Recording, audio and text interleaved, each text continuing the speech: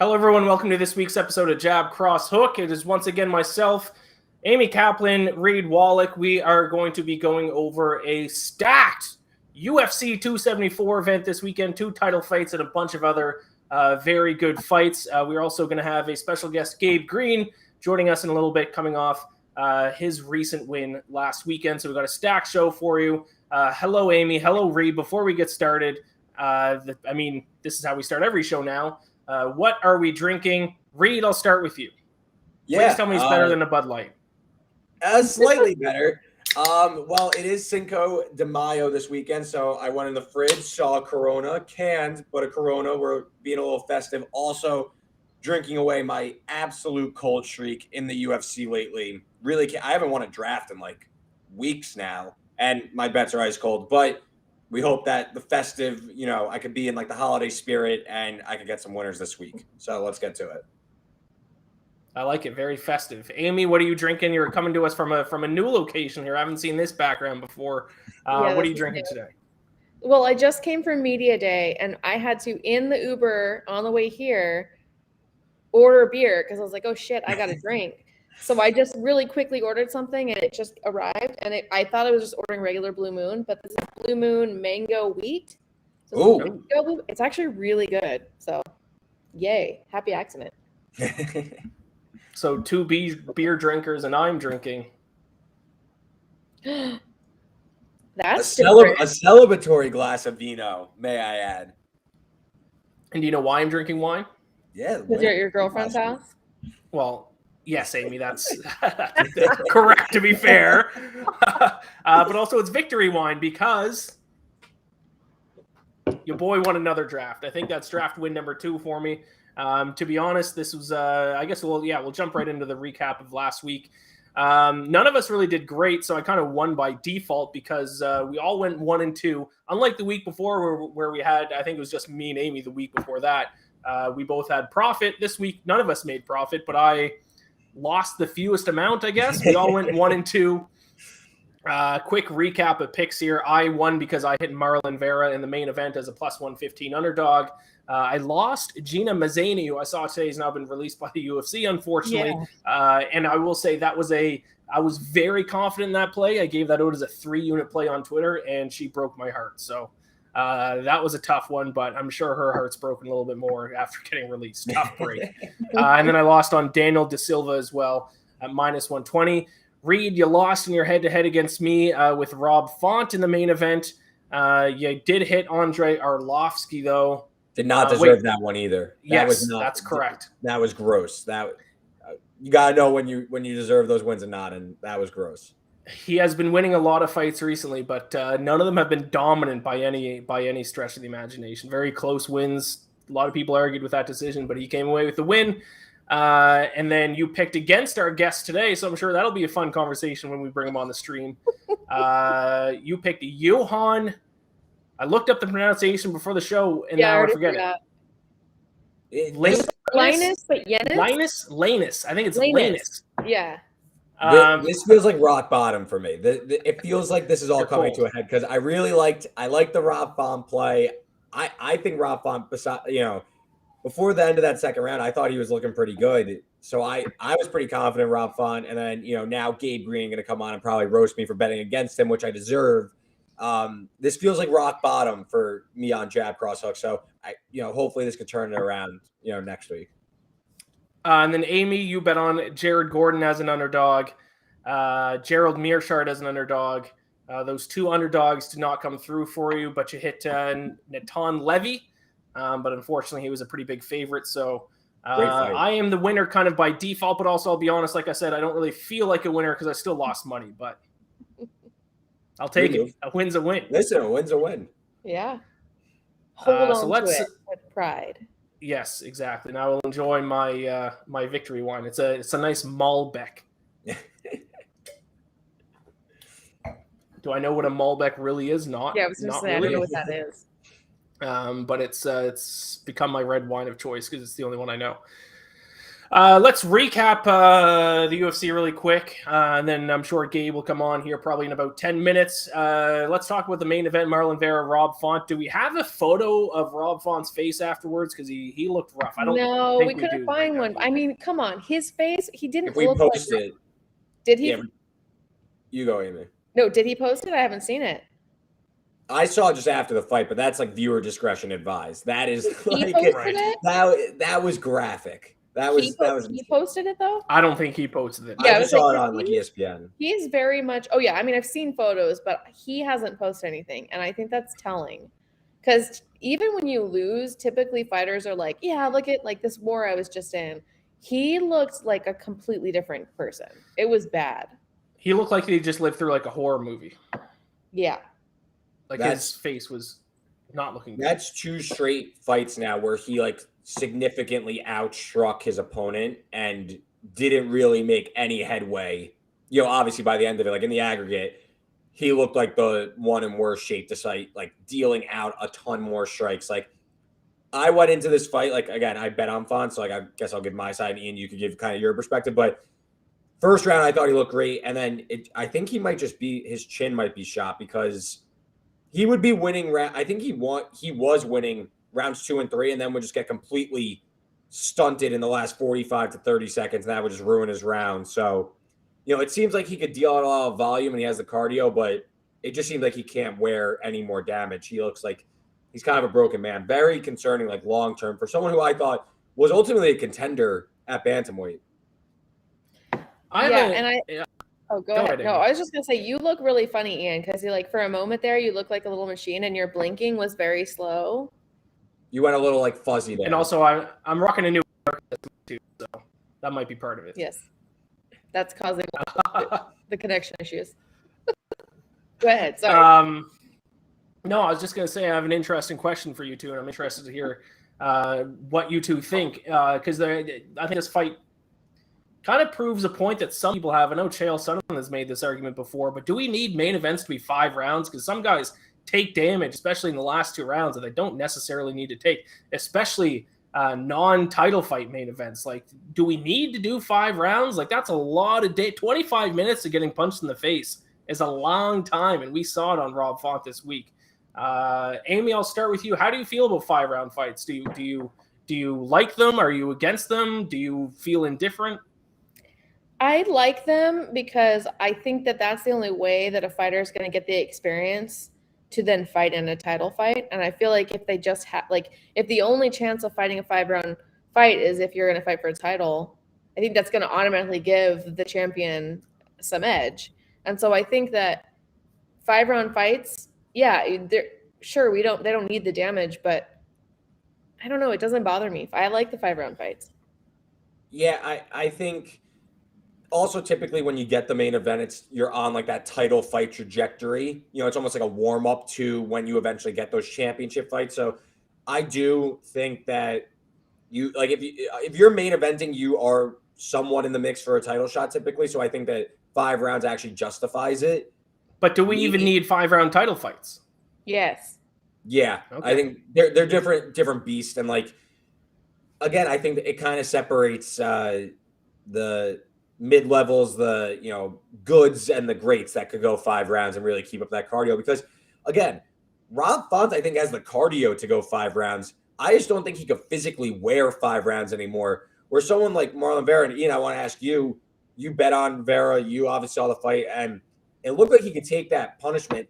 I'm still a little, because I like Marlon Vera. He's a G. I mean, he looked like a beast out there, but I still don't like this fight didn't change my like ceiling expectation of him. I don't necessarily see him like contending for a title. I think someone like Jan or Sandhagen or Aljamain Sterling, obviously the champion, I think they would still have their way with Vera. I didn't necessarily leave changing my overarching opinion of him.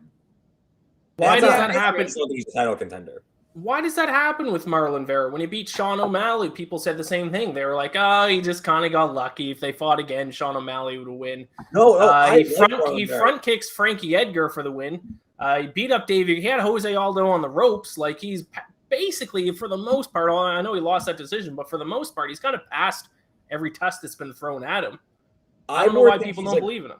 I think he's more of like a gatekeeper of the division than a title contender, if you know what I'm saying. I just think there's like a ceiling. And I thought Rob Font was in like the next step, and clearly I underestimated his chin from the Aldo fight. But I just, again, I feel like Vera was losing those first 2 rounds, like for sure. I don't know. That's how I see it. I think he deserves a chance. I definitely think he's earned the chance. But I agree. I know what you mean. Like, I don't think he's going to actually stand a chance when it gets to that point. You know? Is there any word on who's up next for him? I had to guess it's probably something like Jan. I can't remember. Or maybe Sanhagen. I don't think they talked about that. Dana wasn't there, so we didn't get to ask him about that kind of stuff. So, but you know who was there, guys? Zac Efron was there. I saw that you tweeted about that. I almost big lost Zac Efron fan, eh? Oh my god. Yeah, I think Zac Efron's the only person I would ever really lose my shit over. And I saw him walk in, and we had a moment. We looked at each other, and that was it. And then he walked away. But he's gonna remember me the rest of his life, I'm sure. Absolutely. Yeah. Lock eyes. I've never locked eyes with Zac Efron, so you have that on all. I can say. He was wearing sunglasses too, so I'm just imagining he was probably looking at me. He was not looking like in that direct, like looking directly at you. Directly at me. There was nobody else around me. It had to be me. Complete off-topic side note, living in New York, like famous people here like just walk amongst normal people. So it's weird because like I'll see someone who I think is a famous person, but they're just like acting like a normal person. So I'm not sure. I'm like 2 weeks ago, I thought I saw Lawrence Fishburne. I was like, is that Lawrence Fishburne or just a guy that looks like Lawrence Fishburne? I don't know. I would never know unless I asked him. That's how it is in LA too. It's like the shittier they're dressed, they're probably famous. Yeah, like that's their idea though. Yeah, they're probably. I feel like LA there's more paparazzi though. I feel like they're trying to avoid paparazzi. New York, like nobody bothers them. Yeah, for the most part. But that was a complete off-topic side note just because you brought up Zac Efron. Shout out Zac Efron, High School Musical. Do you want to talk about how Rob Font missed weight? How about that? Marlon Vera fought a Rob Font that missed weight. That's right. I forgot about that until just this second. Yeah, he looked like poop. He like kind of fell off the scale a little bit when he was coming off of it after. I don't know. I go back and forth about if that had any effect on his performance. You know, like was he was he depleted? Was something going on?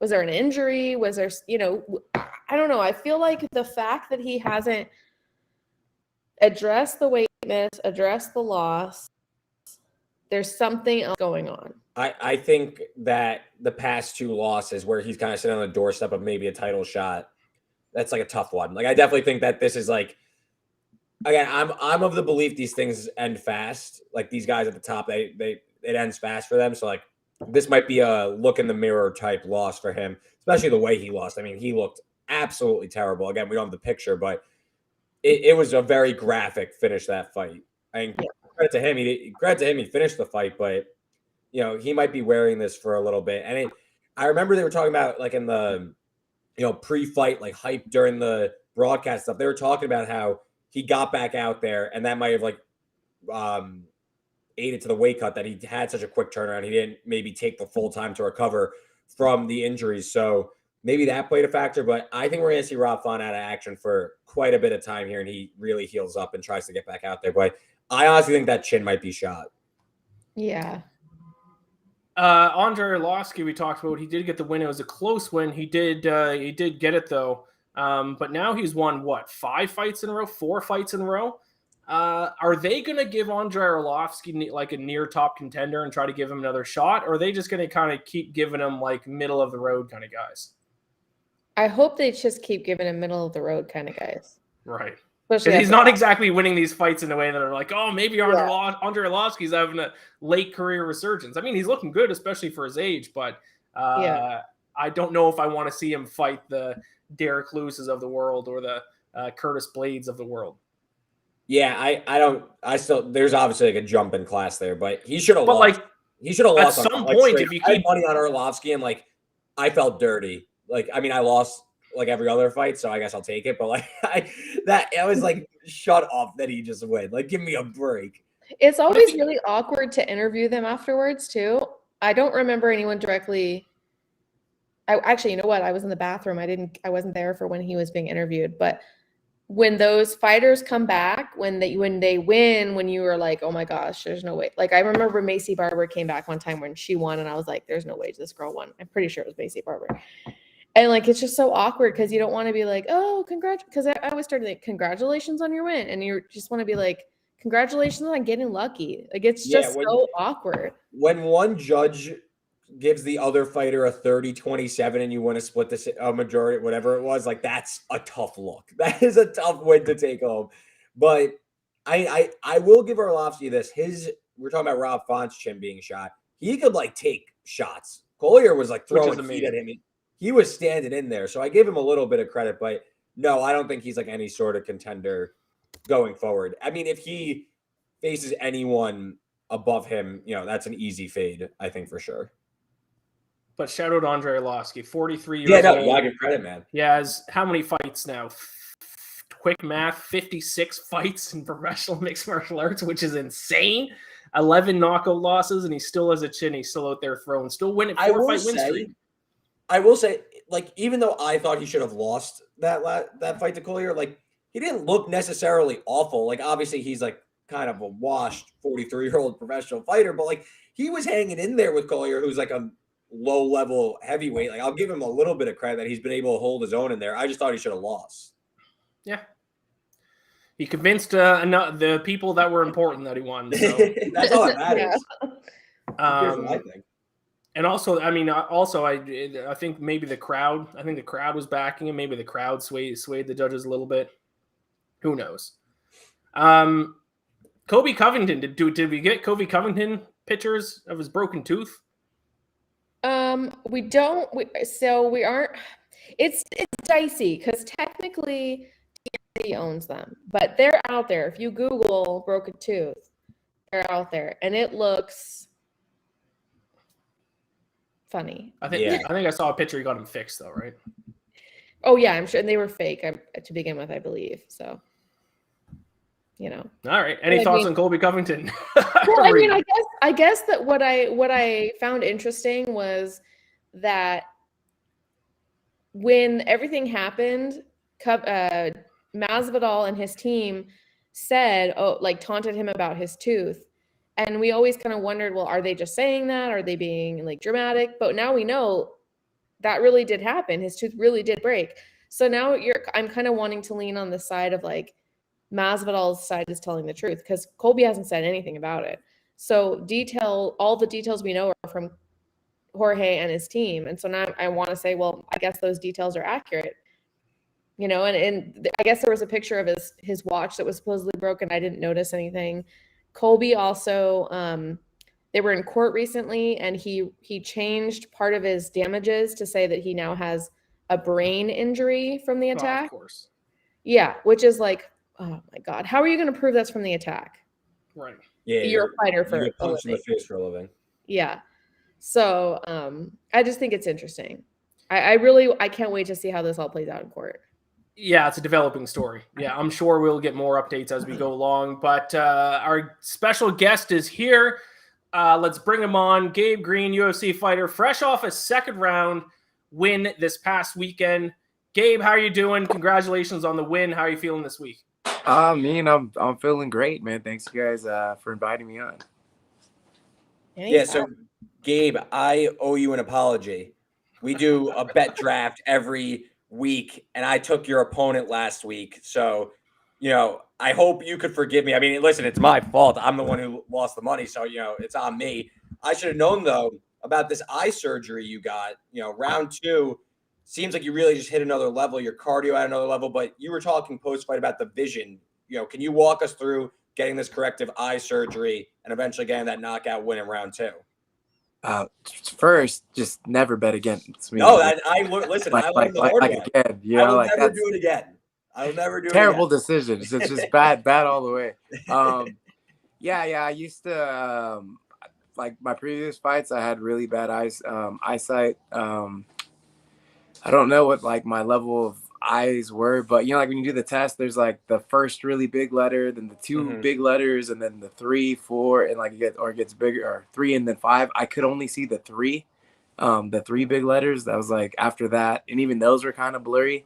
Like I couldn't see the 4th row whatsoever. So yeah, being able to see now, big difference. That and like my depth perception was even worse than my vision. I couldn't tell how far I was in space or how things were in space compared to like myself. So yeah, when someone was like here and like were throwing me keys and stuff, I would be trying to track them through the air and like be dropping them and stuff like that. But now, yeah, you can throw me some keys and I'll be like, bam. So like it's a dramatic difference. And yeah, I mean, the first round, I played it really slow. My coaches didn't want me to go in there and just start chucking them like usual because I do have decent movement and I can see things. And then he has that knockout power. So, they're like, all right, just, let him get tired the first one, pressure him, but don't stand right in front of him. So that's what I did. And second round, he definitely was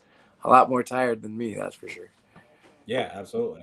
And a fantastic finish at that, obviously round 2. And that round 1 play was competitive. It was back and forth. And then, you jets in round 2, which was apparent.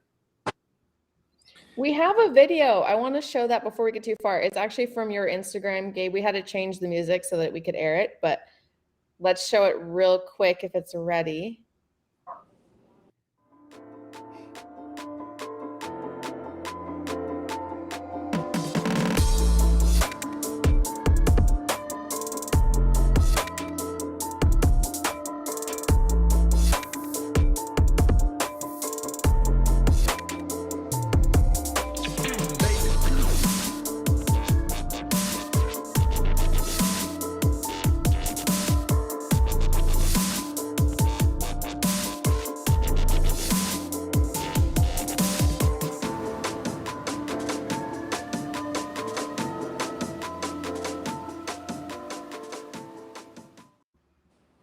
I love that video. I love seeing all the family and friends freaking out. So who are those people?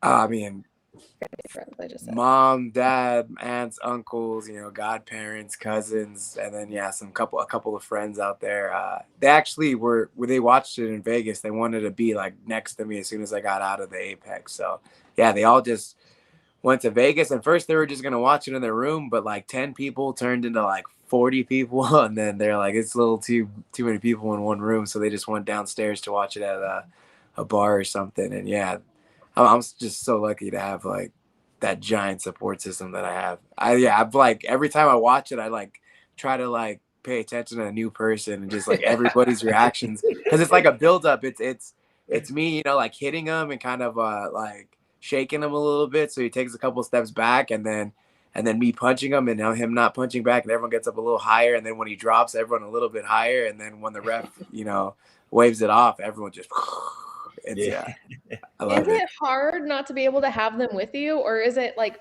is part of you like, hey, I can focus on this, I don't have to worry about like my family being there and taking care of them, or would you rather they be right there in the Apex with you? I mean, I definitely would rather them be like in the Apex with me watching it live. I don't know. I just like love and I just like fighting in front of a crowd, in front of people in general. Fighting at the Apex with, like the 100 people or whatever were in there was like the most people I've fought in front of since like 2018. So I mean, even that was nice. But there's nothing like fighting in front of like just your people when they're there, because you could totally feel their energies just like going through the air. And so I mean, yeah. I'm definitely looking forward to the next fight that they can actually be at. You may not have had your family, but you had Zac Efron there. And that's basically. Yeah. I'm going to put Zac Efron into this as much as I can. It was really cool too, because like, I mean, there must have been some guys that bet some money on me or were just a fan of me, because like after the first round was over, or like even walking in, people were cheering for me. And then after the first round was over, I'm in my corner and some guys like, all right, Gabe, you're down 1, but it's okay. Just keep at it. You're going to break them. I'm like, thanks, man. I appreciate it. That's the plan. So yeah, I mean, and then as soon as I won, like the whole place went wild. It was super cool. I can't say for sure if Zac Efron was one of the people wilding out, but just for in my own mind, that's just what happened. I think he was the loudest one in there. Yeah, he was definitely. Speaking of betting, because you just brought up that maybe some people had some money on you. Reed said he went against you. I'm glad he admitted that, and I didn't have to call him out myself because I was getting ready to do that.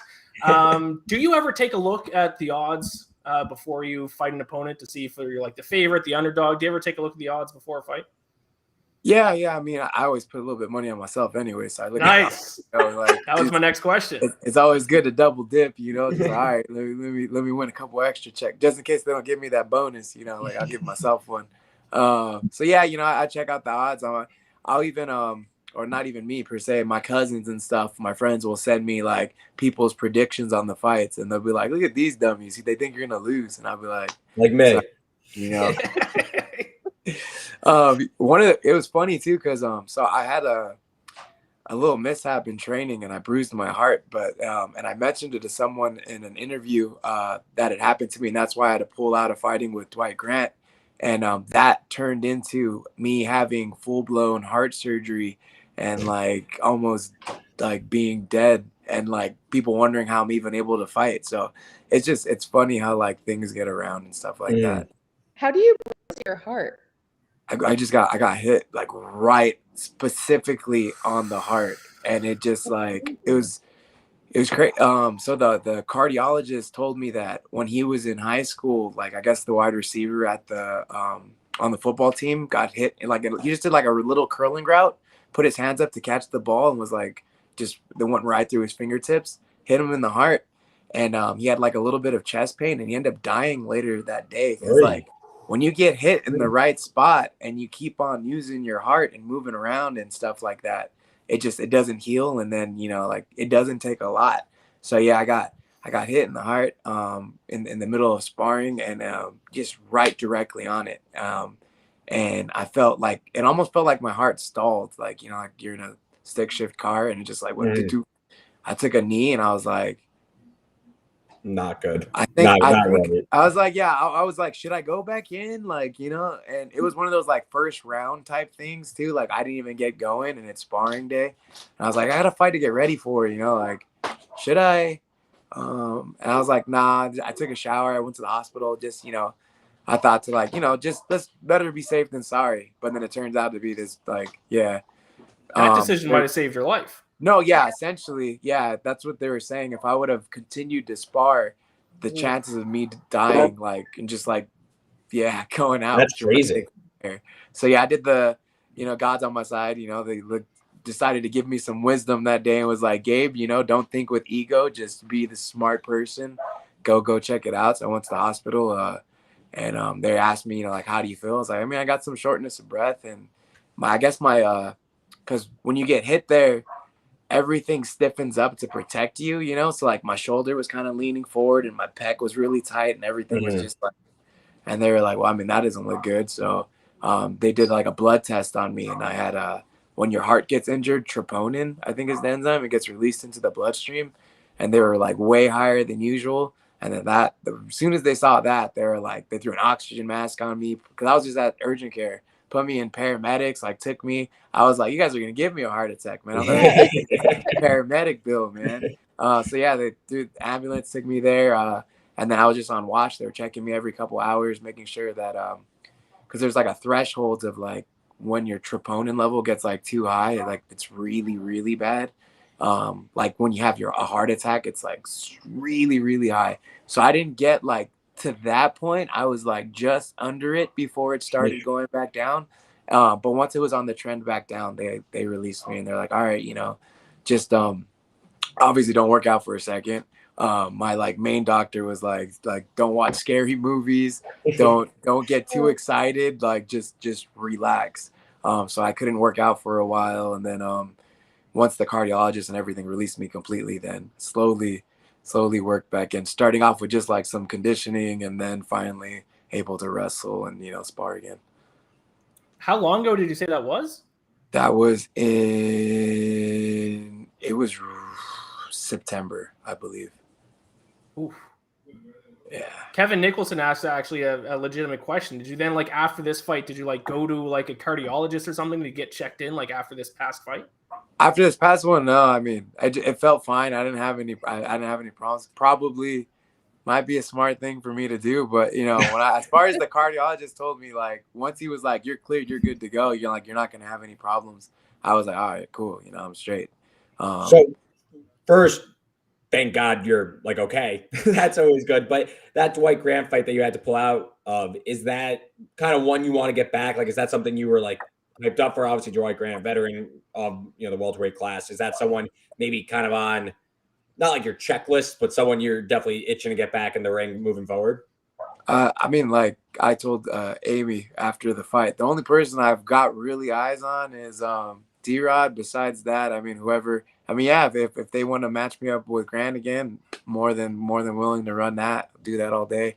But yeah, I mean, it's not like if we get to fight, cool. If we don't get to fight, whatever. Whoever they match with me, then I'm gonna sign the contract and we'll get it going. Yeah, I mean, I definitely have A-Rod on this list of things I want to talk to you about. Like, is it the fact that you have a loss to him? That's why you want to get that back so badly? Is it him, like, as a fighter? Do you have anything against him? Like, what's the motivation there? I don't have anything against him. I mean, I think he's good, and I think just stylistically, it's an amazing fight for everyone to watch.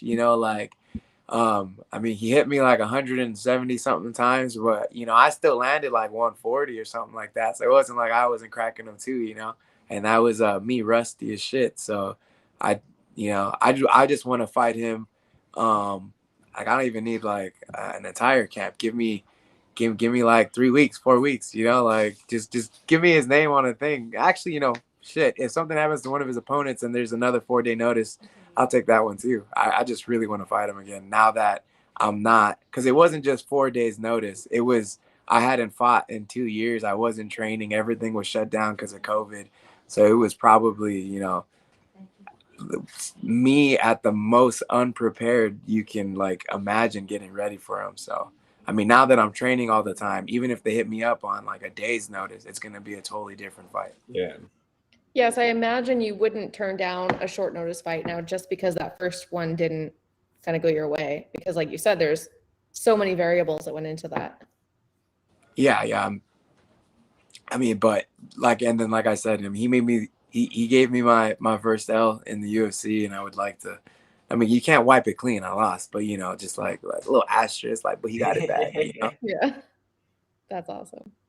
So, another opponent that you have a loss to that's in the UFC is Jalen Turner, and obviously he's not in your weight class. Is that somebody that you would like to also get a kind of like a redo over with? I mean, I would totally be down to fight Jalen too. If he, I don't think I'm making 55 anymore though, so he would have to come up to 170. That's why, I mean, I don't really press that one so much. I don't think he wants to come up to 170. But if you ever wanted to come up to 170, yeah, by all means, I'll take that one too. And I believe you've also been training with another former guest of ours, Ozzy Diaz, as well. Is that correct? Oh, yeah. Ozzy, that's my boy. I was just talking to him. I was like, when's your Contender Series fight, man? Which day it is? I need to get tickets. How do I get tickets? Yeah, I was like just texting him before I got on here. How do you think he's going to do? Oh, he's going to smash, man. Ozzy he's so good. Like, he helped me get ready for, I didn't even really like, I knew kind of him, but I didn't really know who he was. But he helped me get ready for when I fought Roe, and just and then I experienced Ozzy for the first time. He's so like long and like moves good. Like I'm like, you fight at 185. Why are you moving so gracefully? Like doesn't make any sense. Stay still. He's and then he's like no slouch on the ground or anything either. It's got solid wrestling. I think he's gonna do so good in the UFC. I think so too. Yeah. And he told me what his opponent is. I don't think I can say, but I think he's gonna do well with that opponent. Oh. I feel sorry for whoever they match. Whoever's in front of him in general. Ozzy's gonna kill it. Yeah. I noticed something, Gabe, that all of your submission wins so far in your professional career, all by rear naked choke. Is that kind of your specialty, or do you find that's just kind of the submission that kind of opens up for you? I mean, it does open up for me, but I mean, if you've watched any of my tape in the fights, I'm a pretty good back rider. Like once I get on the back, it's pretty hard to get me off. So a little mixture of both. For some reason, people do give me their neck a lot of the time though. So I think it's just they get tired, and they got two options. They can either stand in front of me and continue to bang and risk getting knocked out, or they can dive for a takedown. And usually I'm able to sprawl and then take the back. It's just what it is. And then if I'm on your back, I'm glued to it, and then it's over. I like to ask this question of our guests. Is there a certain submission you haven't pulled off yet that you kind of have in your back pocket? Like in the training room, do you have a specialty that you go to when you're rolling quite often or anything like that? I mean, I got all kinds of tricks, you know. I'm good at all kinds of submissions. I just don't really I don't really like push the grappling exchanges too much, you know, like I like to keep it standing, not because I'm not good at grappling. It's just what I think is the most fun. I think it's what people want to see more so than anything is the like a stand-up exchange. So that's where I keep it. But I mean, yeah, if we ever went to the floor, you guys would be surprised at how many submissions I'd be able to snatch up. If that's what was given to me, you know. They just keep on giving me their neck, so I just take it, you know. You mentioned earlier that you bet on yourself, which I love that move. Do you bet on any other UFC fights not involving yourself? I mean, not too much. I'm not a giant bet guy, you know. I have complete control of what's going on in my fight, so it's like a different bet, you know. It's not like I'm rolling, you know, something to be like, all right, let's see how it goes, you know. I know how much I put in, and at that point I'm completely confident in it. It's not even like a bet, you know. It's like, all right, here's more money, let's go. But I mean, if I can put money on Ozzy, I'm definitely gonna put money on Ozzy. I don't know if we can do that on the Contender Series, but yeah, you can. Yeah, I'm gonna drop some money on Ozzy for sure. Because that's everyone go put some money on Ozzy. That's a win all day. Yeah. But when you're watching, you know, these fight nights and the pay-per-views and stuff, are you aware, like, not even that you're betting, but are you looking at the odds? Obviously, it's a huge part of the broadcast now and stuff. But do you look and, like, even when you're even like lightly scouting people at welterweight or something like that, like, that's interesting. Like they have them favored, or they have this person as an underdog, something like that. Like, all right, I guess maybe not betting on them, but are you aware of the betting lines and how maybe the public perceives, but maybe how you think differently, considering you're inside? I'll check them out and I'll be like, yeah, you know, that's interesting. One of my really good friends and teammates, Josh Jones, is he'll bet and stuff like that. So we'll talk about stuff and be like, dang, he really came at that big of an underdog. That doesn't make any sense. You know, that's a real live dog right there. And, you know, we'll just talk about things like that. I really don't be like putting a bunch of money down. Of course. It's not me, but no, for sure. Sometimes guys come in. Sometimes there's some real live dogs in there. And I mean, every once in a while, if he's like, there's a giant underdog when we think he has a shot at winning, you know. So I put a little bit of money on Bobby because I was like, I knew it was going to be hard when he fought, who'd he fight? Makachev? That was the big underdog. His last one, yeah. Yeah. I knew what he was going to do to Bobby, but I was like, Bobby's never been subbed before. Can he sub Bobby? Is he going to be able to hold? I was like, Bobby's pretty squirmy. Is he going to be able to get up there? And then I've moved around with Bobby. You know, I've sparred with him back when I was a 55er. I was like, you know what? Just in case. And plus, he's my boy. I was like, I'm going to throw some money on him. So, yeah. I mean, that unfortunately didn't work out like I planned. But, yeah. I mean, we talk about stuff like that. One more question I got to ask you before you go, Gabe. Your pick for this weekend: Justin Gaethje, Charles Oliveira. Who do you got winning the title fight? Yeah, the best way I can put it is if it's like round 1 or 2, for the what you said, Chandler one, or no, the Gaethje Oliveira. Yeah. Gaethje Oliveira. You know, I'm gonna go Gaethje. Okay. I knew because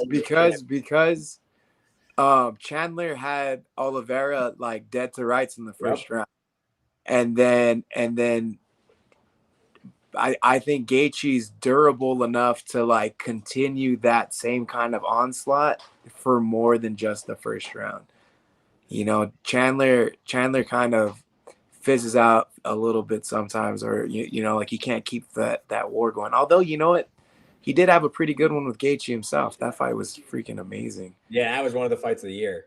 Yeah. But yeah, you know what? Like, I'm a big fan of Oliveira, but I kind of think Gaethje's gonna pull it out. It sounded like you were going to give us a prediction for Ferguson Chandler. I want to know. Yeah. I got asked about that one a little earlier. I think that I think for that one, for round 1 or 2 can easily be Chandler, but I think if it goes to the third, I think Ferguson's gonna win. Oh, okay. Ferguson's the big underdog. Yeah, I mean, Big underdog.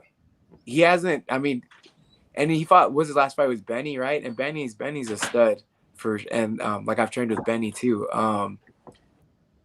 And it's just like Ferguson's one of those guys you can't really count out. You know, he just he just keeps on coming, and that kind of just like, all right, I'm not gonna stop against someone who can fizzle out like Chandler, or you know, like after it gets cracked a couple of times, kind of you know, sometimes goes under. I think that if Ferguson is like on his bumper the entire fight and just, you know, starts just chopping him with elbows and stuff like that, though being Ferguson, that the third round he might take it. Ooh, okay, interesting. Well, Taking. I love it, Gabe. Well, you're gonna say one more thing, Amy? No, I was saying I'm taking notes. Everything he's saying, I'm like typing what he's saying so I can remember from what I bet. Yeah, Gabe, thank you so much for joining us. Congratulations on your win once again. And Reed promises to never bet against Never you, again. Hey, you live and you learn. Learn from your mistakes. There it is. I always say bet on green to win you more. That's like the best thing. That's a good one. Well, congrats, and I will, trust me, next fight I got you. We're both gonna beat Daniel Rodriguez. I'll cash, you'll win. You'll get your hand raised. Sounds good, man. Thanks for having me. Thanks a lot, Gabe. Thank you Take so much. Bye. Right. Ooh, Cool. such good insight. I like literally changed a few of my bets. And I'm thrilled he didn't like get mad at me that I bet against him. He just like laughed at me as anyone else should. So I'm happy he was I mean, listen, he won, so why does it matter to him? Yeah, true. Crazy story about his bruised heart too. I did not know that. That's Yeah, that interview took a wild turn. What an No, all-time actually, decision to right. not keep sparring and to go to the hospital. Just an all-time smart decision. Holy moly. We got to get in the draft here because we got a lot of fights to get through, and we're a little bit behind schedule here. Really quick. Episode. What's that? I said it's the Pay-per-view mega episode. episode. Yes, very true. And we are going to do an extra round of the draft because of that. But before we jump into that, just need to shout out Canelo Alvarez is fighting this weekend. Cinco de Mayo. He fights every Cinco de Mayo. I don't know why every single time that I bring up the fight, I forget his opponent's name, but it's Dimitri Bivol. I think I looked into this a little bit. I think he might have a chance to beat Canelo. Is that crazy? We say this every time. It's every time Canelo fights. The thing is, eventually somebody might. Kevin Nicholson just chiming in really quick says, awesome interview. So glad I found this. That injury was serious. Very serious. Ooh. Well, I mean, yeah, doesn't get any more serious than that. Because, yeah, you do hear every now and then about, like, a high school athlete or, it's happened before in the professional realm. And I know, like, an NFL player, like, 10 or so years ago died. And that's basically hockey. It actually happens all the time. Well, not all the time, but I think more frequently in hockey than other sports as well with the checking. Like, someone just gets hit and just the perfect wrong spot, and that's it. They try to keep playing. Like, hockey players, like, just collapse on the bench, like, 10 minutes later. So, very glad that Gabe is okay. Excited to see him fight in the future. And like we said, Reed, you will not be betting against him again. You can't. Even if you want to at this point, you just listen, can't. it's like, I typically like side now. Like if we interview the person, like I'm kind of on their side. But like I like am now tied to Gabe Green for life. Like this, yeah. I'm gonna run this guy up the ladder. Yes, and we are going to get into our bet draft. And by the way, speaking of guests, our guest last week is fighting this week, Randy Brown. Is anyone going to bet against him? Let's find out. That would be tough. That'd be tough. That'd be rude. I'm sure one of us will draft to bet on him, though. But for anyone who's new watching, the way that this works, it's a snake draft with bets. We go in 1, 2, 3, and then whoever picks last then picks first the next round. That's why it's called a snake draft. We bet our favorite bets for this weekend's card. Obviously, when a fighter is selected, they can't be selected by one of the other two people. And then at the conclusion of the card, we add up our record and our units, because it is betting. So you got to take into consideration what their odds are, and whoever walks away up the most units, or in the case of last week's show, down the fewest units, which is how I won last week, wins the draft. I won last week. That's my second ever win. That means that I get to pick the order of this week's draft. Now, this is a little bit more important because it's a pay-per-view, and for pay-per-view, first round is prelims only, and then the main card can get introduced into the start of the second round. So because of that, I'll be picking last, so I can have the first main card pick. Amy, I'll let you go first. Reed, you go second. I have a feeling who Amy's going to take number one. I have a hunch. I think, yeah, okay. Well, we'll talk about it after. It might rhyme with Mandy Brown. Mandy Hound. Okay, so yeah, I mean, duh. That's who I'm picking, Randy Brown. Sorry, I didn't tell the graphics team of my pick. They know, they probably had that one. There's a fly in this room, and it's driving me up. Basically, when I picked the order, I was just basically deciding who's going to get Randy Brown, because I think whoever was picking first was going to take him. You have to. Friend of the show. Yeah, definitely Randy Brown. I mean, come on. And I was asking off air, I was asking about these pick'ems that are like not quite exact, because I think that his opponent is minus 115 or something like that. So it's a little weird kind of odds there. But I mean, I got to pick Randy Brown. Come on. Of course. Yeah. And he is minus 105. So I'm just trying to tweet out the link here. Reed, are you ready with your first pick? If we don't want to add anything else, I'm interested if anyone's going to bet against him and take Chaos Williams. That'd be rude. No. I do like Randy in this fight. I'm going to be betting on Randy. I just think he has what's the right way to say it? Like superior skill set. I think he can win. I mean, listen, Chaos can throw knockout power, but Randy's proven to be pretty durable as we pull up the prelim odds. But listen, Chaos is kind of a one-trick pony. Is he going to throw a crazy right hook and knock his opponent out? I think Randy can hold up. I think he's more talented on the ground. And yeah, I agree with the pick. Super quick issue I need to bring up. I accidentally tweeted out the link to join the stream. It was up for 5 seconds before I deleted it. So producers, if random people start joining and try to join the stream, oops, my bad. It's deleted. It was up for like 2 seconds. I'm sorry. My mistake. I'm trying to tweet out the link so people can watch. Fun little guest. Yeah, besides the fact that Randy Brown was a guest last week, I even if he wasn't, I think he'd be the pick here in this fight. So I like it. Yeah, I mean, he's got way more experience than his opponent. And if I recall, I could be wrong. I believe Chaos is on a significant layoff, right? He hasn't fought.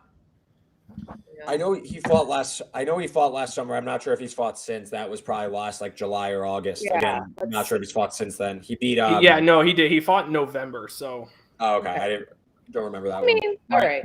Did he lose? No, he won. He TKO'd Miguel Beza.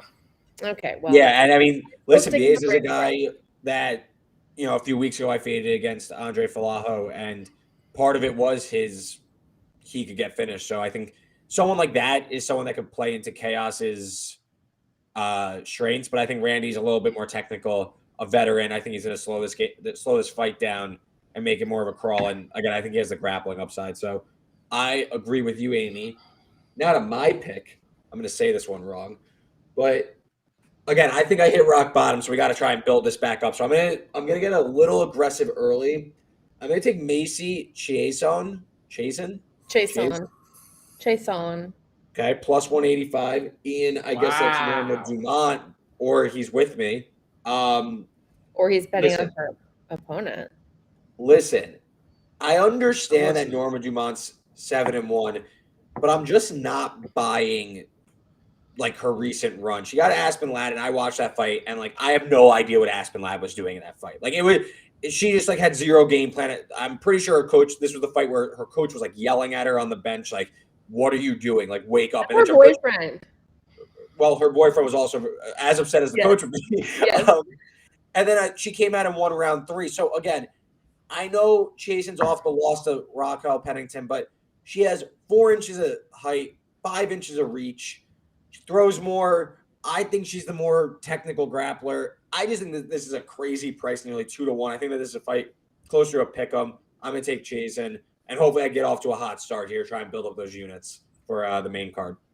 Iain, I can't tell if you're either like, usually I can tell if you're like laughing. That usually means you're like against me. Like you're like, that either means like you're not sure or I stole one of your picks. No, so I looked. So Macy was one of the names where I like when I initially looked at the list and the list of odds, her name jumped out, and then I looked into the numbers and I studied for her fight, and I was like, no, I don't like her at all. She's going to lose. Okay. So I'm against her, but I'm not. She's a big underdog, though. She is a big underdog. I'm not gonna pick the opposite side though, because the odds are too long. No value to try to win this draft. So, but best of luck, my friend. I wish you well. Thank you. Flattering. My first pick, and I'm really doing a bad job of. I do this with my first pick every time, as I forget to let our producers know. I apologize for that. But if I were to ask you which fighter in the UFC gave Khabib Nurmagomedov his biggest challenge, who would you say? Well, I mean, I'm going to make a joke and say Tony Ferguson, but no. Well, it's kind of, you know. I was gonna say maybe it's Gleison Tebow. I thought he fought Francisco Trinaldo, but I'm looking back at his record. I don't think he did. I might have just mixed him up with Gleison Tebow. That ruined my whole intro. I'm taking Francisco Trinaldo regardless. And a pick him here. He didn't fight Khabib. I think I was thinking of Gleison Tebow. I don't know. I'm gonna figure it out later. But I am done with betting against old guys just because they're old. Because Francisco Trinaldo is 43 years old. Every time I've gone with that strategy, it has not worked out for me. But I mean, he's still a good fighter. 4-1 in his last 5 fights, and now he's taking on Danny Roberts, who, to be honest, I think is going to lose this fight and then might get cut. Danny Roberts on a 2-fight win streak, but his last fight against Ramazan Emeev, split decision victory, and it was a terrible decision. We were talking about a bad decision earlier with Andrei Arlovsky. This was an even worse decision. 10 out of 12 media outlets, I looked into this, 10 out of 12 media outlets scored the fight as a win for Emeev. So terrible decision. So really he should be 1-3 in his last 4 fights, and he just hasn't really beat anyone impressive.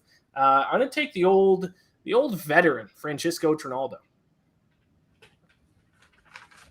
Any thoughts? No. Okay, so no thoughts. Go ahead and bring up the graphic for round 1. Yeah, I'm anxious for your main card pick, I think. If one of you could recap that while I type in my second pick here. Yeah, I could go. So Amy and Iain both go with basically coin flips, and Randy Brown for Amy at -105. Iain goes Francisco Trinaldo at -110. I'm getting a little aggressive trying to get off the schneid here. So I go Macy Chason. Amy. Chason. Plus 185. Yeah, I don't think I've won a draft in like the last 5. So I feel like I need, guy try and shake it up a little bit, get like a spicy draft. Are you now overthinking things though, and just taking crazy? I don't think it's like so. you're chasing. No. I don't think that this is a chase. Chase on. I think. Oh. Yeah, she was on my short list, and of course, first round is prelims only. And Randy Brown went. Nothing else really jumped off the page to me, so I'm cool kind of taking a shot early because the main card I kind of lean more towards favorites overall. So I want to try and back myself up with a few underdogs early. Complete side note before I give out my next pick. Credit to me because Reed, I know you took a week off the show once to watch your Brooklyn Nets. The Toronto Maple Leafs, my diehard most favorite team in the world, are playing right now, and I don't have it on TV. I haven't looked at the score, so credit to me for not skipping like Reed did. So really quick, because I've done the show with Nets games on playoffs a little bit different. Are you like DVRing and pausing it? Are you pausing it and then like gonna shut off your phone and like catch up live, or are you gonna like just jump into the game? No, I can't be behind schedule. I'll just jump into the game. It'll be probably. No, I would tee it up where I like pause my TV, come and do the show or something, and then I'd come out and watch it. Maybe I could have done that. I didn't even think about it. But go Listen, Leafs. That's why you need me. This is what I'm here for. Those like. But then I feel like I would accidentally look at Twitter and then just ruin it. So No, I'll just catch. I'm only probably going to miss the first 10, 15 minutes of the game. But regardless, my first pick of the second round here, it is a pick in the main event of the evening. I am taking at the end of the fight. Bruce Buffer is going to yell, and still the undisputed lightweight champion of the world. Give me Charles Oliveira, sizable favorite here. Minus 180, but I'm going to take some underdogs, I think, in the later rounds of this draft. I wanted to get my guy. Also, I feel like I might have been able to get him later in the draft because I think both of you might be on Gaethje. I think you might have said that in the past shows. But regardless, just in case, I wanted to get him. Most submission wins in UFC history by 4. He doesn't just have the most submission wins by 1, by 2, by 3, 4 more submissions than anyone else in UFC history, and Justin Gaethje really hasn't fought a grappler in his entire UFC career outside of Khabib, and he got choked out by Khabib. So I guess you might be able to say that Tony Ferguson's a bit of a grappler, but not really. He's kind of grapple second, strike first. I think Charles Oliveira is going to take him down. I think he's going to submit him, and I don't think it's going to be much of a fight for him. I think the odds makers have this one right. I'm hearing a lot of people saying that Gaethje has value at his current price. I don't think so. I think the odds makers have it right. Give me Charles Oliveira minus 180. Yeah, I don't know how I'm going to bet this fight yet. I'm going to play like props. Like, you know what, I'm going to try and like go longer shot. I do like Gaethje in general, but I also am like aware that I think Charles Oliveira is like still being, I feel, underpriced as a champion. It feels like he's not getting the respect that a champion of his stature should be. So I don't know how I'm going to play it yet. Maybe like, I feel like it's Gaethje round 1 or like Oliveira by sub, right? Like, I feel like Gaethje's win equity is like all in the first round. So I was going to stay off that fight altogether, but I can't hate the pick. I think Charles is like likely to win. I feel like what happens with Oliveira, and it's happened in the past with some fighters, is guys who are kind of like average fighters for like the early parts of their career, but then all of a sudden take a big leap up. People still think about old Charles Oliveira. He's not that old guy. He's taken leaps and bounds with his fighting ability over the past few years. And Amy, I think I saw you tweeted this out. Correct me if I'm wrong, but I think you said that he has become a better fighter, he thinks, since having a child. Is that correct? Yeah, he says he believes he's become a better father and fighter. No, fighter and like a man. I don't know when this baby was born though. I'm gonna just for me, I'm gonna say right before he went on this hot streak. Yeah, it's the new dad theory. It's a theory I've subscribed to in the UFC in the past. Yeah, the baby bump, always a factor. You know who else just became a new dad for the second time? Michael Chandler. Ooh. Just saying. He is a big favorite this weekend. We'll see. Yeah. As we move though, I'll segue. Yeah, go ahead, Reed. Yeah. Yeah, I said I like a lot of favorites in the main card, but one underdog I do like, and I want to get them on the board, is Joe Lauzon. Joe Lauzon. So listen, I started betting the UFC heavily when Cowboy won on his like run, like a few years back. And I get Lauzon hasn't fought in a while, but Donald Cerrone is 0-4-1 in his last 5 fights. He should have lost the other fight to Nico Price. That was a draw. I don't buy into that. But to me, Cerrone's over the hill. Lauzon's coming off this huge layoff, so I understand the concern. He has 17 submission wins, and Cerrone I don't think has the gas tank to really hold up if this hits the ground. Why is he an underdog? Because he hasn't fought in 2 years? Like, I understand he's old, and I understand he hasn't fought, but, like, Cerrone's fought, he's looked terrible. Like, am I overreacting? I feel like this could end up being, like, one of the easier, like, hindsight, he could look like a big favorite here, Lauzon, in my opinion. Amy, do you want to tackle that, or do you want me to? I mean, I think the reason he is an underdog, right? He's an underdog, is because it's Cowboy, and Cowboy is one of those fighters like Tony, where you just never bet against them because they just have this about them, huh? Do you still like? I guess you could draft Cowboy, but I mean, given his recent run, he looks like he's on his way out. Lauzon coming off this layoff, I feel like he's going to come in ready to fight. You know, I feel that's at least how I'm handicapping it. Yeah, I mean, okay, so I was going to talk about this, but I don't think I'm going to pick Cowboy. But one thing is before media day today, and it's never happened that I've seen, the PR came in and advised all of us that Cowboy did not want to talk about retirement. He did not want any retirement questions. He would not ask them, and he asked us politely to not ask him anything about retirement. To me, that sounds like retirement is coming. Yeah, right. Like he's like, I don't want to face that right now. But I think that maybe he's not ready to face it. Maybe he wants it to be a surprise, to the fans. I don't know what it is. Definitely Cowboy feels like he's on the way out. Actually, we have a picture that I took today at Media Day. He got really emotional and cried, like sobbed at Media Day, talking about his son. He was saying that his son has, the first time that we all saw his son, he was a baby, lifted him up in the cage. He said this is the first time his son is going to watch him walk out and fight and remember it. And so I just feel like when you have a fighter who is thinking retirement and has their child there, that's going to give him even more to want to win. I think that's kind of what I had him on my list. I'm not sure if I'll pick him, but that's kind of the direction I was going with Cerrone. He just really seemed like a different fighter, a more mature fighter. My quick 30 seconds about this fight, because I'm not going to pick Cerrone either. These are two OG legends of the game. I talked about Clay Guida a couple weeks ago, guys who fought before fighting was cool, back before the UFC was this massive, international billion. I don't know. I'm assuming they're $1 billion company. Maybe they are. Yeah, they are. But you get my point. Like these are two of the last OG guys. They're both very clearly on their way out. As Amy kind of alluded to, this might be Donald Cerrone's last fight. This could be Joe Lozon's last fight. What is he, 2-4 in his last 6? Like, he hasn't looked good. He's lost some bad TKO fights via TKO as well.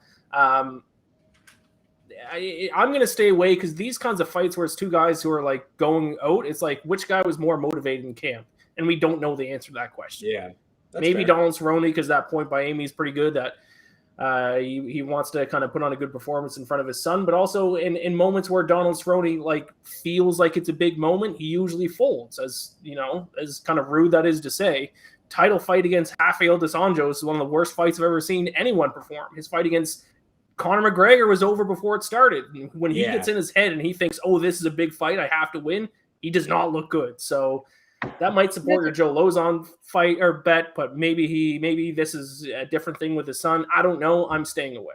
There's also something he mentioned that I'm just reminded of. He is living in Vegas full time right now for this fight camp. That's a big thing when they change camps. I know we've talked about that. That's interesting. He's literally living in his RV in the parking lot of the UFC. And that tells me he's pretty motivated then if he's going to do that. He also said that there was something that he learned after these losses, that when you fight your whole life and your goal is to be in the UFC, that once you make it into the UFC, you feel like you've made it and you don't have to keep working for it. You don't have to keep learning. You don't have to keep trying because you're there. And he said that he got to the point where in his last losses, he wasn't trying anymore. He wasn't motivated. He had lost that like fire to work towards something. So I think he's talking about having that back. So I don't know. What is your pick though? Oh, it's my pick. Okay, so let's move on the draft now. No, that fight was worth a couple minutes talking about because it's two OGs. Even though you were still mispronouncing it, it's Joe Lozon. How dare you? Lozon. He hasn't fought in 2 years. Give me a break. Okay, so I'm going with Justin Gaethje. Oh, okay. I wasn't originally going that direction. I was really like, I don't know. Like I saw how it was with Khabib. I just think he's one of those guys who's going to be like Benavidez, who's going to constantly keep getting shots and just never winning them. And I listened to what Gabe was saying, and listening to him today talk about, this is his hometown. He's going to have that arena packed. He hasn't fought here in I almost called it Arkansas, Arizona in a long time. I don't know. I feel like it's a little bit of an edge there that you've got everybody watching. You've got the crowd behind you. I just feel like it would be a really magical moment. And I feel like I want a magic moment. So there we go. And I need another. I'm happy you guys took both sides of this because I have like no interest in. I'm happy we got to talk about it. And I'm happy I don't have to like have a pick on it. You know my thoughts on it, so I don't have anything else to add. Myself and Amy are going head-to-head in the main event this weekend, but let's wrap up. Let's bring up the graphic to wrap up round 2 before Amy gives her first pick for round 3. We are halfway through the draft because we are doing 4 rounds for this big pay-per-view event. So Amy goes Randy Brown with her first pick, Justin Gaethje plus 150 underdog with her second pick. Reed goes Macy Chiasson plus 185. Joe Lozon, little underdog strategy looks like for Reed this week. And then myself, Francisco Trinaldo as a pick'em. And then Charles Oliveira minus 180 favorite. In the main event for the lightweight championship of the world, Amy, go ahead. Your first pick, third round. I'm going to go Cerrone. I have a list here. I'm going to do it. I mean, I just did that whole spiel. I talked myself into it. Oh, I should have. You kind of talked me into it, too. I forgot to tell the graphics team. It's Donald Cerrone, Cowboy. Anyways, you showed that graphic anyways. But, yeah. It's you kind of talked me into it, too, to be honest. Yeah. I talked myself into it. I just feel like this media day was absolutely bonkers. Like, I hope somebody gets to the Chandler Ferguson fight. We have more picks. So anyways, we'll get there. But, yeah. I'm going Cowboy. As we know, there we go. And we already know why. Amy's just her strategy of just fading me and you, Reed. I don't know. I'm ice cold right now, so I'm like the perfect guy to fade. So I don't hate the idea, but I will go next. And the co-main that we did not talk about, we have 2 kind of high, 3 more on the main card, but this one's definitely the highest profile fight left. Rose Namajunas, Carlos Esparza. I'm going to go Thug Rose. I know she's a big favorite. I did just take 2 underdogs. I have not been overly impressed with Carlos Esparza over this last run. And why I really like in theory, she sets up perfectly to be someone I bet as an underdog, but I saw a different Rose Namajunas in her last fight against Wang Zhili, where she was able to sprawl. She was able to get taken down, but fight out of it, end up controlling rounds, win a pretty clear decision, in my opinion. I was impressed. Esparza has no stand-up game. I know that she won years ago in the first strawweight. That was so long ago, you could throw that out the window. Rose Namajunas can be what? Can you throw it out the window? Yeah, it's been so long ago, dude. It's been 8 years. Yeah, you could come on. What are we doing? I think more than 5, and it's a totally different. You can't even compare. That was on the Ultimate Fighter. These are we are now seasoned. We have 2 seasoned vets here. To me, I just think that Rose Namajunas, her growing ground game, Esparza's path to victory is basically I'm going to get a takedown and just sit on top of you, and that's gonna be it. She's not going to throw any devastating strikes. That's it. To me, Namajunas, she has the power. I think she has the growing grappling game. I'm not saying I'm going to bet this money line straight out and lay the 2-1, but I'm going to look for ways to play her, probably by decision and parlay her, maybe if I like Charles or something like that. But I think Rose is the side here. I think that she's a clear cut above Esparza. Again, if Esparza lands all the takedowns, then I guess that I'm just going to be miserable for 25 minutes, but I'll take my shot. Take Carla, please. There is an ice cream truck going down the street right now, you guys. I don't know if that helps my bet or not. If I ice cream truck, cold, I'm ice cold. There hasn't been ice cream trucks in years. That's crazy. Sorry, I'm completely distracted. I have one go by my 70-minute mark. Yeah, I have one go by my apartment outside noises. Once a week. One goes by my apartment. I'm always tempted to go. I haven't yet, but one day I will succumb to my. It's kind of nice out. To my craving and go get one. My final pick. I mean, Carla Esparza. Of course, I saw the way you were sitting there. Yeah, I mean, Reed was saying he's going to take someone in the co-main event, and every time that he brings up a fight where I know I'm going to be on one side, it's I'm 98% sure he's going to be on the other side. We just do not agree on fights. What happens if we ever start agreeing on fights? Then what happens? Maybe we'll just start winning because we're 50-50 when we go against each other. So I don't know. Maybe we should be picking on the same side, but this line is absolutely disrespectful. Rose Namajunas has become one of those fighters that the media has now hyped her up to be better than what she actually is, in my opinion. No disrespect. She has some fantastic finishes, and I think those finishes have kind of sparked that media kind of backing of her. Daniel Cormier yelling, Thug Rose, Thug Rose. But she can get taken down, and she hasn't fought a lot of wrestlers lately. That's how Carla beat her last time. That's how Carla's going to beat her this time. Rose was taken down 5 times by Weili Zhang. I know she got up a few times, but Weili Zhang is not the wrestler that Carla Esparza is. Takedown defense of just 50%. Esparza averages 3.53 takedowns per fight. In her last 5 fights, all of them have been wins. She landed 3, 5. Actually, I think she might have lost one of them, or maybe they're all wins. I don't know. 3 takedowns, 5 takedowns, 1, and then 4 and 4. She is winning this fight, and she's going to win, like you said, that she can win, Reed. Is she's going to wrestle her, take her down. It's going to be an extremely boring 25-minute fight. It's going to go the distance, but Carla Esparza will cash as an underdog. So Carla Esparza in the co-main event, the new strawweight champion of the world. You know where I stand. Going head-to-head. Let's recap round 3, and then we'll head into the final round, round 4. Randy Brown, Justin Gaethje, Donald Cerrone, 1 slight underdog, 1 bigger underdog, and 1 favorite. Amy's a little bit of everything strategy. I like it. Reed is going 2 big underdogs, but then a big favorite in Rose Namajunas. I'm going to pick them, a favorite and an underdog, 1 of each. Carla Esparza with a big plus 175 underdog there. So that's round 3. That's what we got so far. We're entering the final round. I will have first pick. I'm actually going to take a big favorite. Or not big favorite, definitely a favorite though. I was thinking I might go underdog again this round, but I'm not going to. Going to go back to the prelims. Going to take a heavyweight fighter by the name of Blagoy Ivanov. I believe he is minus 145. Yes, he is.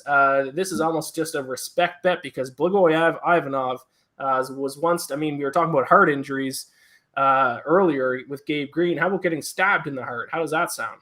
Blagoy Ivanov once stabbed in the heart, fought off his attackers, made it to the hospital and survived, and then continued on, and has now become one of the best heavyweights in professional mixed martial arts. I've been actually a fan of him for a while. Back when I wrote for MMA Latest News, I followed him because kind of my job was to follow the outside of the UFC circuits. He was on Bellator for a little bit, went to WSOF. I think he won the heavyweight championship at WSOF. He's coming off 2 losses, so I think we're getting a little bit of value on him because of that. But both losses were by split decision. And actually his loss to Derek Lewis, I actually think he won that fight, to be completely honest. I think that was a bad decision. Very good wrestler. The guy he's fighting, Marcos Rodrigo de Lima, I think is going to try to take him down. But Ivanov, 75% takedown defense. When he fought Derek Lewis, he actually took Derek Lewis down 3 times himself. So I like Blagoy Ivanov quite a bit. I think decent price there, minus 145. If you get stabbed in the chest and survive, fight off your attackers and then survive, I'm just going to bet on you every fight that you're fighting in. That makes sense. Thoughts? I like Ivanov live after the first round. I think DeLima's going to try and get a submission in round 1, maybe live bet Ivanov. But I agree with you. All right. So it's back to me. Any insight on him? No, he didn't come to media day. No, he wasn't at media day. No, only the main card. Yeah. Oh, only main card. Got it. Okay, makes sense. Reed, go ahead with your final pick of the draft. Yeah, Ian, we're going head to head one more time. Oh my God. Do it up. Only one of us can come out alive here. Danny Roberts, minus 110, the other side of your pick. God, dude. Francisco Trinaldo. So I remember this probably 2 years ago. I bet on him against Jai Herbert, and he nearly was literally killed inside the octagon. He looked terrible. Gets a crazy come from behind victory. Finishes him obviously in the 3rd round. Gets a win. Danny Roberts to me is a little bit more durable. Has a severe size advantage. He's 6'1". Trinaldo's 5'9", +4 in reach. Also, cardio. Roberts, 5 wins by decision. Trinaldo, definitely concerned. He has 5 losses by decision. Most of his fights come by decision. I think if this fight goes long, Trinaldo's going to get outclassed on the feet. I think he's going to need to find a knockout. Besides that fluky knockout, he has not been able to find that since 2018. That's his only knockout, in my opinion, a pretty fluky one at that.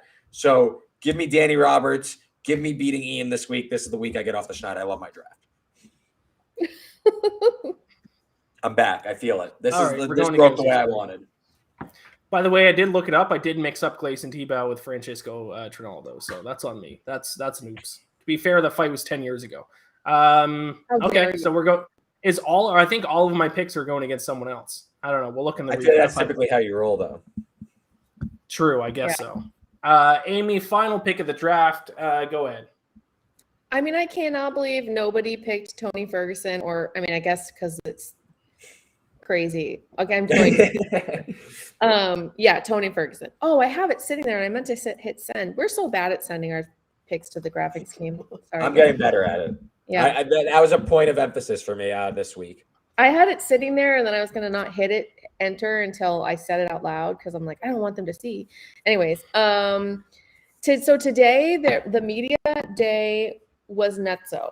Okay, first of all, Tony Ferguson walked in and was like, "What's up, fuckers," or something like that, and then just went on a 30-minute rant about everything from Dana White being a drug dealer to him wanting to box, how he should have sued the UFC when he tripped over the cord, how I mean, literally, he said that there's not enough. He said there's a lot of fighters keeping quiet about being treated like shit.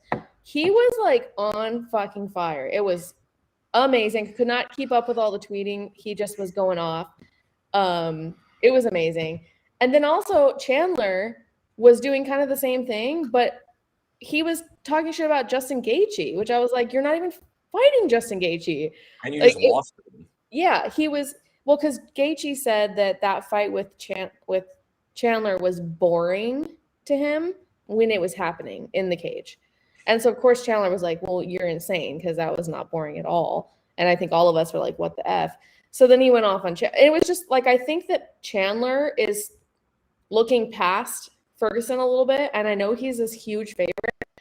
And I understand why. It's because I think because of the way Tony's been the last few fights, but I'm gonna go again with this thing where it feels like Tony is coming back, and I think he wants to give a big FU to Dana White and to the UFC, and I think the best way for him to do that is to win the fight, because I think that he wants to, like, I think that there might be some negotiations going on behind the scenes, and I think that he's gonna put, like, he always says that Chandler is Dana White's favorite fighter, so I think all of that is like him putting a little bit of FU to Dana White. Like, it's very clear that he's upset with the UFC.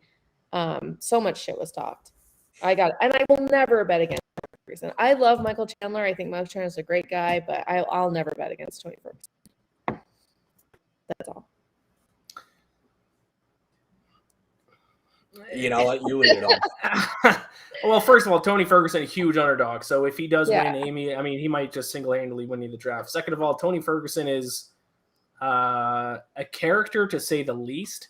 If you follow Tony Ferguson's careers and listen to his interviews and kind of read about some stuff that's happened in his personal life, I'll say he's a character and leave it at that. He says some wild things. So I don't know. He's lost 3 fights in a row, but two of them were to one was to Gaethje and one was to